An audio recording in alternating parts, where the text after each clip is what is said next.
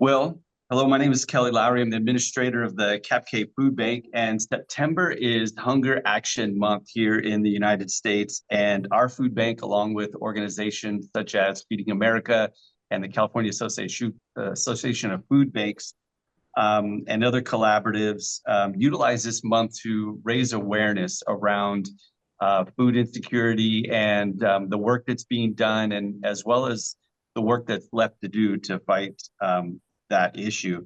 And I'm joined today by Jean-Martin Bauer, a lifelong aid worker who has worked in the Sahel and Central Africa, Congo, and Haiti. And additionally, he has responded to food emergencies in Afghanistan and Syria and the Middle East. His work has also focused on leveraging digital tech and analytics to fight hunger.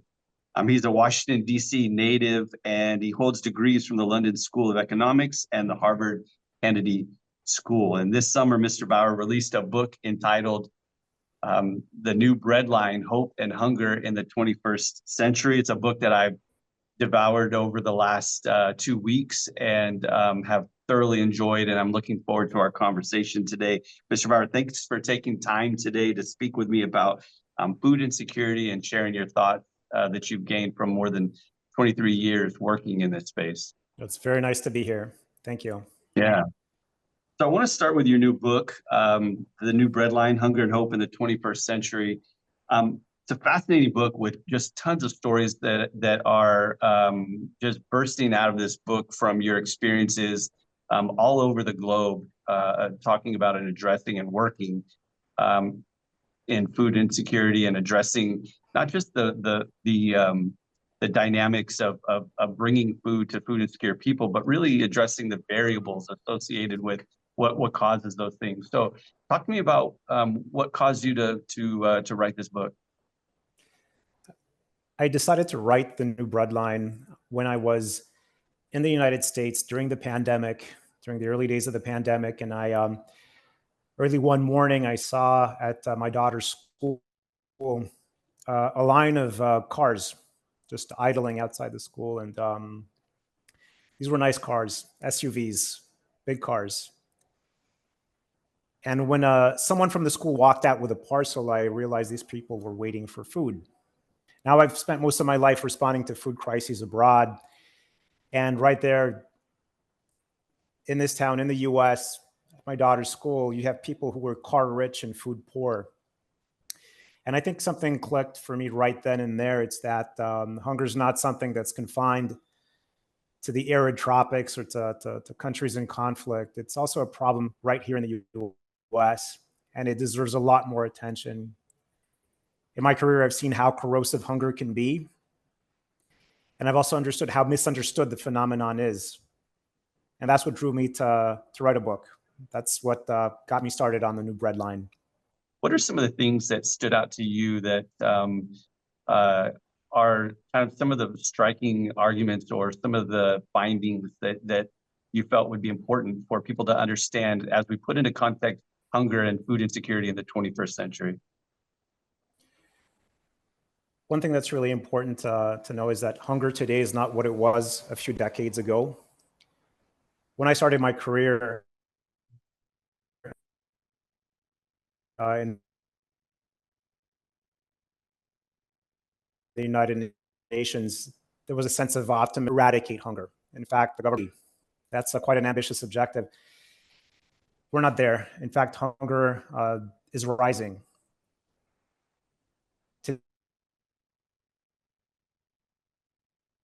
Today, we've got about 300 million people experiencing, and depending on the metric you look at, hunger has plateaued and began increasing, in fact, in the mid-2015s around the Arab Spring with the spread of conflict. I wrote The New Breadline to explain that the breadlines today are different from the ones of the past. We've had more geopolitical tensions around the world. We've had a war in Ukraine. We've had war in Sudan recently that's also driven up the numbers. We've had everything that's gone on in Palestine. There's also been a pandemic, and the pandemic was a factor that doubled acute food insecurity in 2020.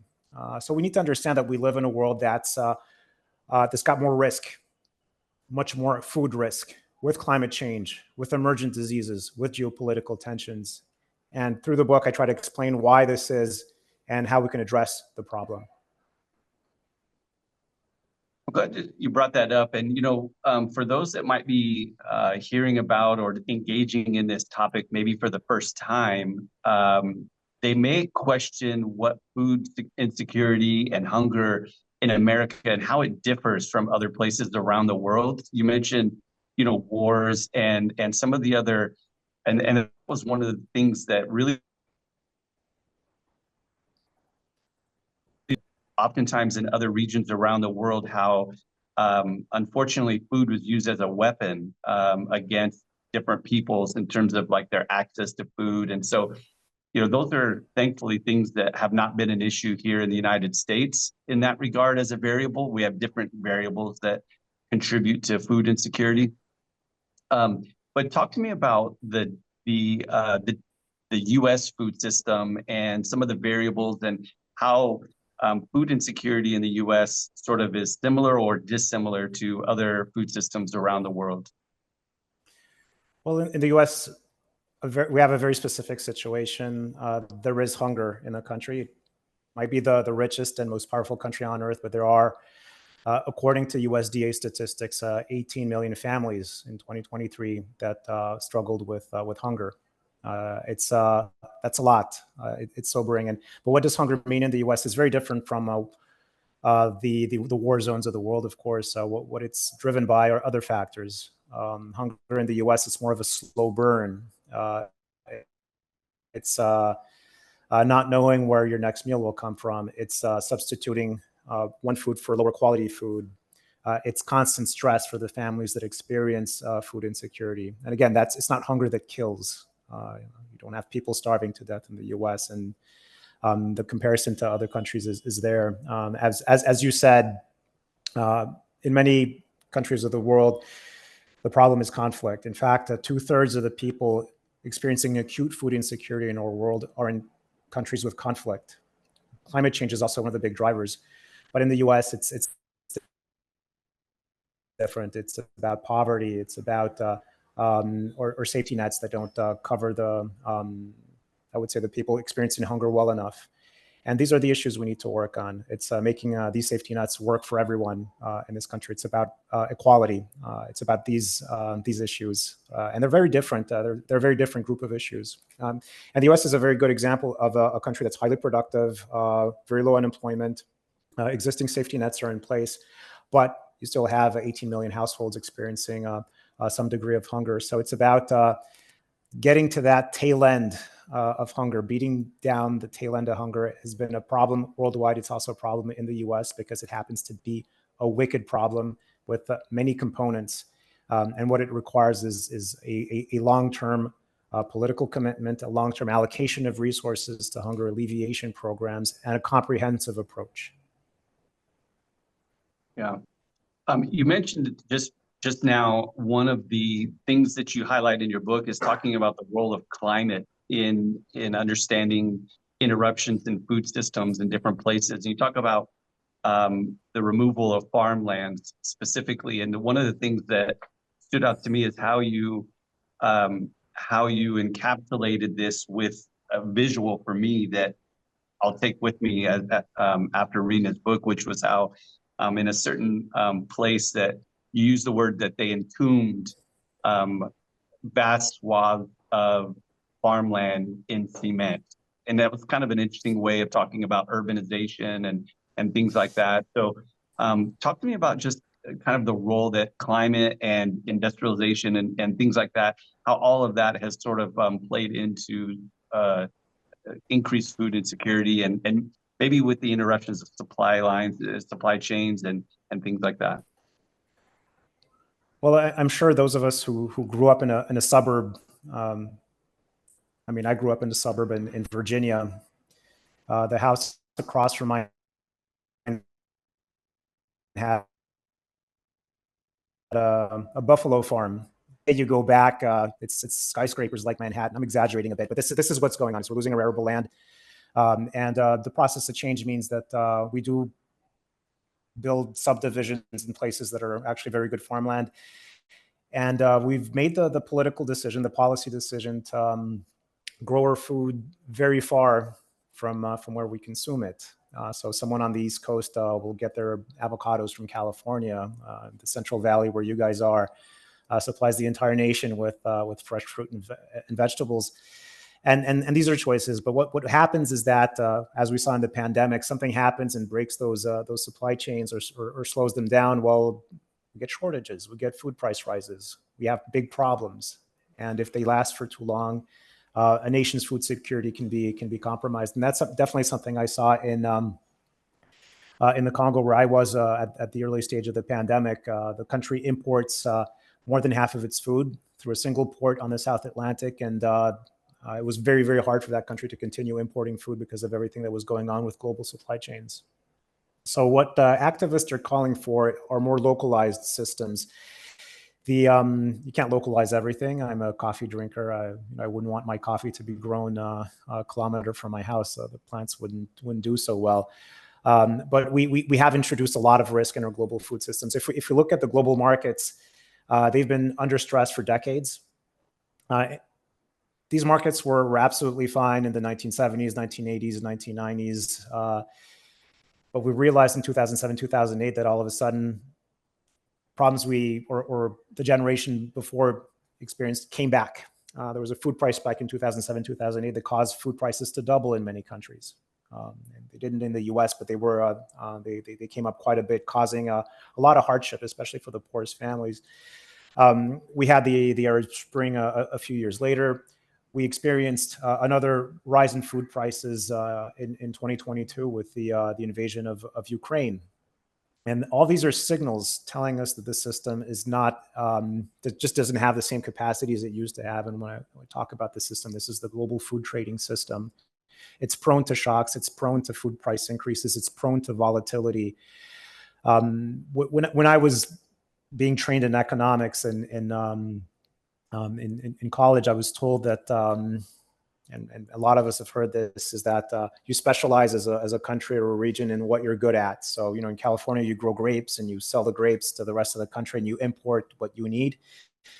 And that was made to encourage countries to enter the world of free trade, where everyone is better off with free trade in agriculture.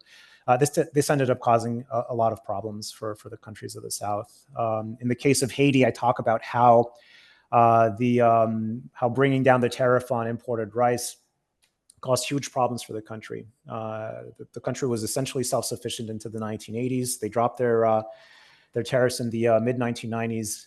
Today, Haiti imports half of its food and 80% of its rice, which is its national staple, because it just can't compete. Farmers in Haiti, an island, mountainous island, just can't compete with low-cost food imports. And that causes huge problems for the country when there is a global increase in food prices, because there's no alternate supply source. And we need to be very careful about the consequences, the long-term consequences of reliance on these long supply chains that span the world. Yeah. You mentioned and it just brought back a memory. I had the opportunity to travel to Zimbabwe in 2007, and at that time we would visit different markets and stores, and the shelves were empty. The shelves were empty. There was a inflation at that time in Zimbabwe, as you probably recall, it was changing daily. It was just growing and growing and growing, and the leadership at the time thought that the answer to that was to make changes in their currency. They tried to institute price controls. They tried to roll back and mandate prices to be something that from a year before, and all of these things just led to just runaway inflation. And so I've seen it there, and I never thought that inflation would be as big of an issue in my lifetime here in the United States.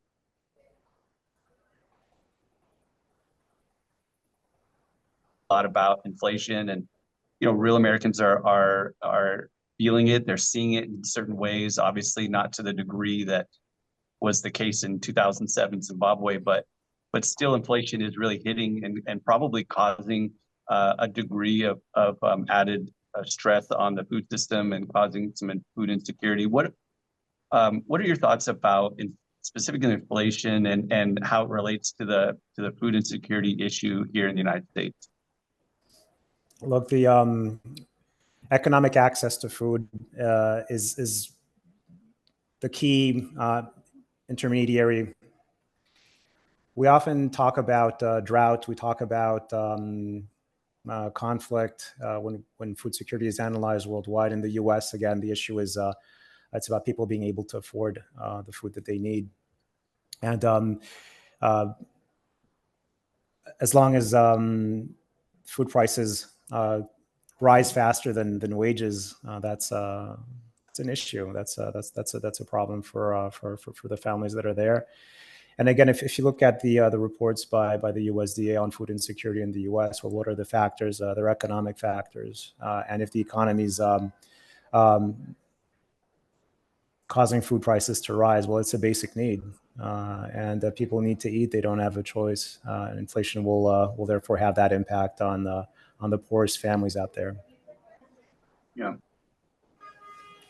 Um, in your book, you describe some innovations in the development of like plant-based foods, and we've certainly seen the introduction of that into the U.S. food system, but it hasn't really been able to scale to a degree that it's been able to kind of impact the larger market, especially also in what we work in kind of emergency food distribution and things like that. So, what do you see are the main obstacles to um, more plant-based foods and specifically some of the more innovative ones that you described in your book?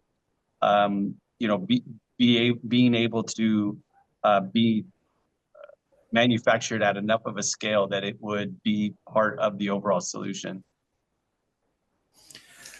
Well, we need to realize that the foods we eat constantly change. Just ask your grandparents what they had in their refrigerators when they were children, or maybe that they were born after the after fridges were in houses in the U.S. It's very different from what we have today, and the foods we eat happen to shift from generation to generation. And what was considered to be a repulsive food just a couple decades ago is today mainstream. And there's a very good case of that with sushi. When we were kids, sushi was considered not appetizing and a bit weird. Today, everyone eats sushi. It's absolutely fine. And I think we have that. We're at that moment with some of the new foods that are being produced. I talk about Just Foods, which is a California-based manufacturer of these new proteins. They started with an egg substitute called Just Egg. I think we've all seen that in the supermarket. But it's interesting that they've moved on to many other products, and they're looking at producing massive amounts of cultured meat, and that's something that's been on the market in Singapore and Israel. So it's coming to your grocery shelves soon. So the technology's there. They might need to get the costs down a little bit in order to make these products affordable to everyone. But what's really important is social license. And again, people tend to be ask a lot of questions about the food that they eat. And if food's been produced using an alternative technique, or you're not familiar with it, you might ask questions. So I really think that's the obstacle. If the market's there, the private sector has the capacity to deliver very, very soon millions of pounds of this stuff.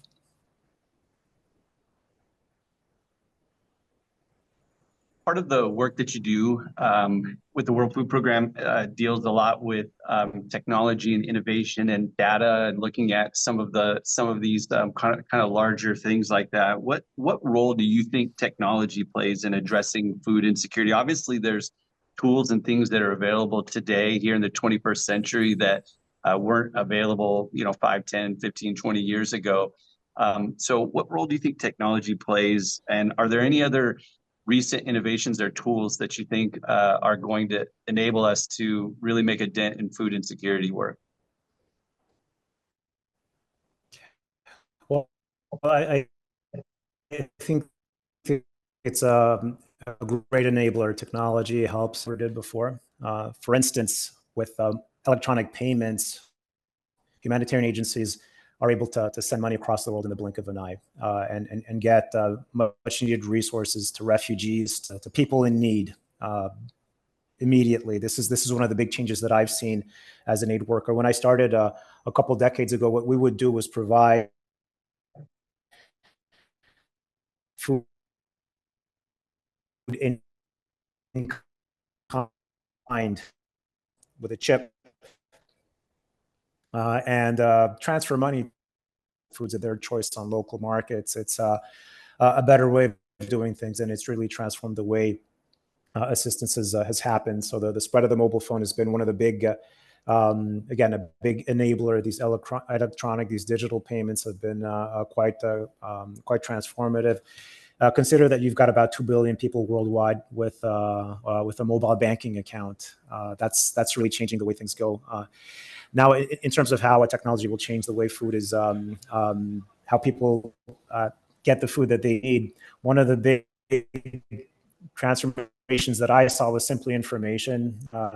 In the US, the housing market was transformed when the internet arrived, and people could go online and shop for houses online without needing to go through a broker or to go through a real estate agent. The same thing happened for food in Niger, a country I worked in the Sahel. When I got there in 2001, there were no cell phones in the country. They just started setting up the first few towers, and very soon, and this was proven by an article written by someone called Jenny Aker. While people were using their phones to call up the next town and ask about the price of millet, the key staple, and that empowered people. It meant that they didn't have to take the word of a trader. And they could compare, they could shop, and you broke down the information asymmetries that keep people, I would say, dependent on these traders, and that was a big change. The grain market in Niger worked a lot better after the introduction of cell phone technology, and everything we're seeing right now with Starlinks being set up all over the world, with communication being easier, with also we just talked about access to new forms of food like alternative protein. Well, this is hope that we can continue feeding ourselves in a better way in the future. Yeah. Well, I want to bring the conversation a little bit closer to home. Here in Kern County, 18 months ago, at the beginning of 2023, we were engaging here in our county with about 100,000 residents every single month who were involved with different food distributions and things around our county. And currently now, 18 months later, that number has doubled. We're seeing about 200,000 engagements over the last 18 months. And, it's really, really challenging. So we other organizations and agencies around our county. What would you say if you could offer any kind of thoughts, wisdom, guidance from your experience? What would you say to some of the local sort of boots on the ground people who are at work every single day in this work? What kind of words would you provide to those that are engaged in this work on a regular basis? Look, it's a month of action, this month of September, and to everyone in the grassroots, you are the solution to this problem. You are the solution to hunger in the United States. You are the solution to hunger worldwide. There's no one else will resolve this problem. It's by working with the communities, by working at the localized, decentralized level, that things will change. And I'm hoping to see, again, policies support what you do, and what CAPK does. I mean, 100,000 people last year, and that rising, that's admirable work. And what we want is to make sure that food programs, where you are and all over the U.S., also involve the grassroots, that we involve grassroots organizations, but also small businesses, that we involve local retailers, and that essentially leverages local resources to create a more food secure community. And there are good examples out there of how this is done. You've got in Jefferson County in West Virginia, where a non-for-profit group that manages some retail, that allows local farmers to sell their food at the retail level. Programs in schools where you've got education for children, also a school meals program. The children also get to go and grow tasty food in a school garden. And there's also a community kitchen where folks can prepare food that's made locally, so that it lasts, so that it's easier to sell. And these are important initiatives that the grassroots should do. So when we talk about grassroots, it's not only about taking care of the most vulnerable, but it's also about enabling the farmers. It's also about getting training people, enabling food processing, enabling the food industry, the local food industry, to do better and feed people in the community. So I see you, the grassroots, as the solution. Keep it up. Wow, that's fantastic, and I appreciate that. Just lastly, in the face of the rising need in different places around the world, and then also here locally, oftentimes people can look at the incredible need and maybe get discouraged or see it as just insurmountable or things like that. What keeps you motivated in the work that you're doing at a global level around food insecurity? What keeps you motivated in this work every day? Well, I'll tell you that the reason I work in food security is very personal. It's my family history. My mother was born in Haiti. My family left Haiti after falling afoul of the dictatorship there, and moved to New York.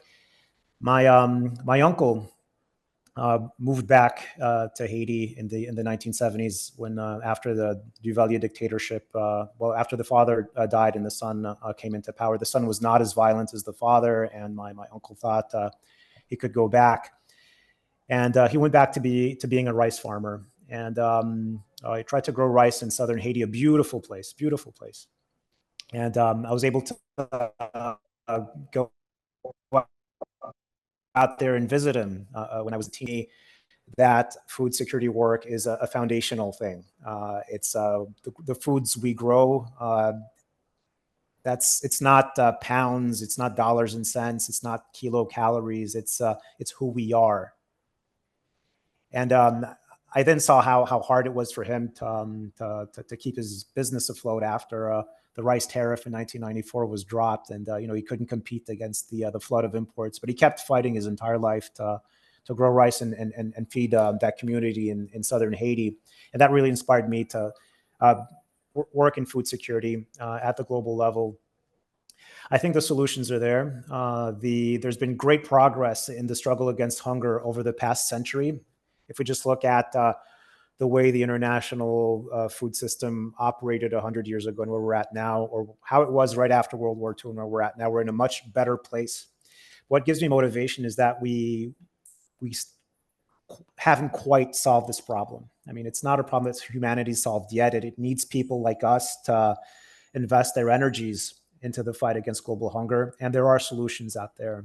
There are solutions by leveraging technology, by leveraging what the grassroots do, by, again, involving local businesses, by involving local retailers, food processors, by enabling change at the local level. There's a lot we can do, and I'm convinced that we can make a big dent into this tail end of hunger we're now struggling with in the US and all over the world. Well, I've really enjoyed our time today. And as we finish, I just want to encourage everybody that has the opportunity to pick up this book, The New Breadline, Hunger and Hope in the 21st Century. It's been very inspiring reading that book and speaking with you today, Mr. Bauer. I appreciate your time. I think just to finish, I'd love to just kind of put a ribbon on it by pointing us to the words of a humanitarian champion named Paul Farmer, who passed recently, who's done a lot of work in Haiti and around the world. But he said that we need to work to make hunger an anathema. And that means that ending hunger for everyone should be the business of everyone. And so, again, thank you for your time, and thank you for the work that you do every single day. And I look forward to connecting with you again soon. Thank you so much. Bye-bye.